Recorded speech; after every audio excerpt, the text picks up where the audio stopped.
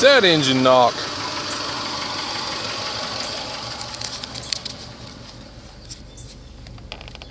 It's pretty high miles. I also let it sit for about 4 months with synthetic oil in it,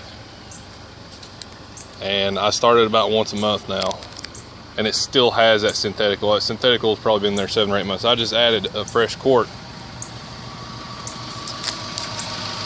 I've always heard you're not supposed to let them sit with synthetic oil. Right there. Clackety, clackety, clackety, clackety, clackety.